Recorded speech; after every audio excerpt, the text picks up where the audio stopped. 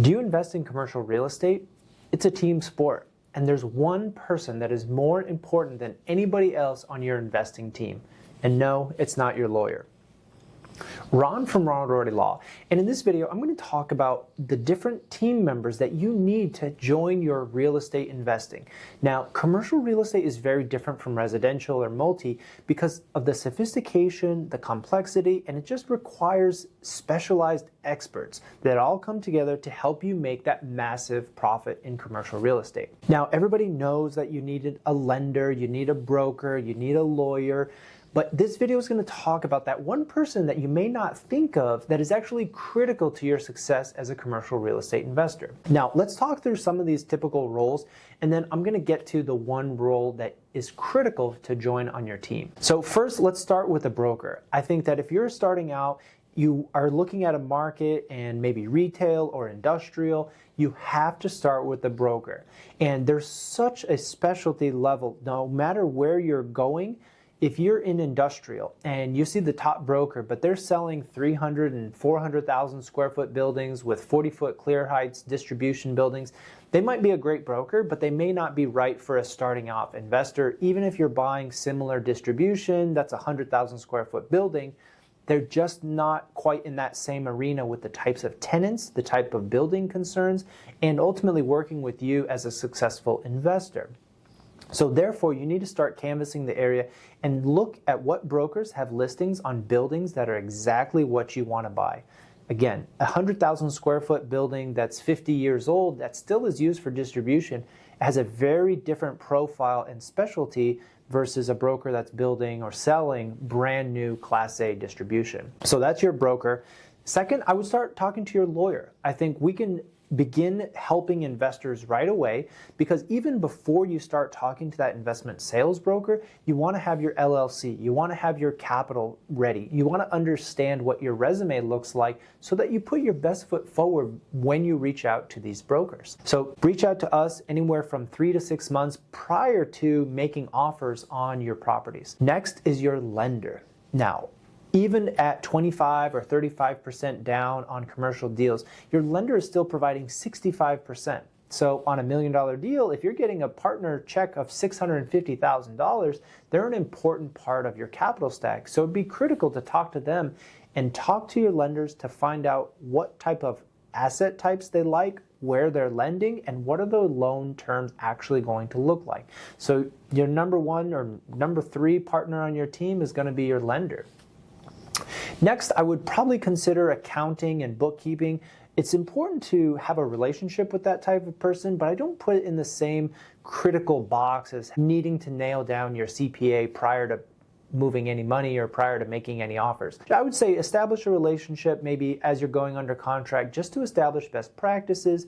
You need to understand some bookkeeping, maybe some triple net reconciliation, but not critical. The other two team members that I do think are important, but maybe less so, is your general contractor and property manager. Now, I know in multifamily, a lot of people will not put an offer on a property unless they've walked it with their property manager. They see things that we don't as investors, and they have a great eye for detail. And ultimately, if they're going to be the one managing the property, they should walk it and have a good feeling that this is a property they want to manage. However, in industrial, it's not as important. You know, we have a lot of single tenant buildings. They maintain everything themselves. The landlord is not doing a whole lot. Expense ratios don't matter in industrial, or they matter less. We still care about net effective rent, but they matter less. So property manager, great. It's great if you can get them by. If you're going to have one on your multi-tenant deal, it can be useful, but it's not critical. Same conversation for a general contractor. Depending on how much value add you're going to be doing, if you're going to do a heavy rehab, if you have to spend a lot of money on CapEx, yes, we'll have your general contractor walk through. But if you're buying an existing occupied, leased, single-tenant industrial building, there's not a whole lot of wiggle room or costs that you need a general contractor to walk a property either before going under contract or while you're under due diligence. So it's useful, certainly can teach you a lot about construction and maybe with an eye towards potential costs.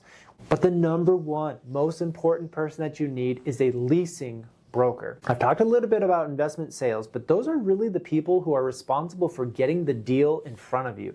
They're going to be talking to sellers, they're going to be talking to listing brokers, they're going to understand the capital, but they're just going to be trying to get the deal closed so they get paid. Your leasing broker, on the other hand, is the most important team member out of all of this because they know one thing: market rents. And if you watch this channel, check out some of my other videos because I tell you the most important metric when you're evaluating a deal is what is the market rent. I don't care if it's occupied, I don't care if it's vacant. What is market rent? Because that is going to be my metric of what is this property worth on an exit basis. If you're buying a vacant property, and let's say you stumble across this mom and pop deal and you think it's a great deal for 5 acres for $1 million, if you don't know what the market rents are, and if you could lease that for $6,000 an acre, that's a home run. I'll buy that immediately. If you don't know what market rent is, you're unable to jump on really good deals, and that's critical in CRE. You don't want to be waiting and trying to bring this seller down to save what, $100,000, $200,000? If it's a great deal at $1 million, put it under contract and close. The leasing broker is the only person that's going to be able to tell you that. On the flip side, if you have an occupied building, you need to know if the tenant is currently paying above market rents.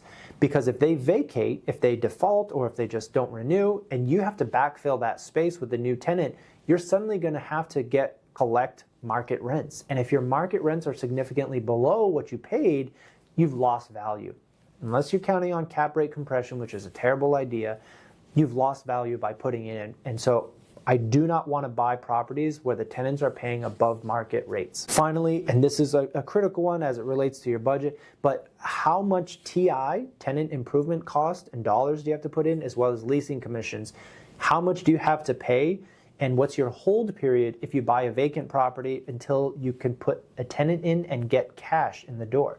You might underwrite 6 months, but your leasing broker is going to know what the market is, and they're going to tell you you're going to have to spend X dollars per foot, you're going to pay me X commission, and you need 6 months of free rent. Say, whoa, whoa, whoa, back up the bus. I thought I was only going to pay 1 or 2 months of free rent. And they say, no, market right now, if you don't have a brand new build, it's going to be to give them 4 months of free rent after they take possession. That can drastically affect your cash flow, and it's not a fatal piece of information, but you just need to account for it. You need to have enough reserves until you can start receiving rent payments. So you need to budget for 6 to 12 months of downtime, plus maybe another few months of free rent until you start getting those rent checks. So thanks for watching. I hope this was useful because I think it's critical that you need to know who are the team members, and you need to reach out and find who those leasing brokers are. Smash that like button if you're still watching, and we'll see you next time.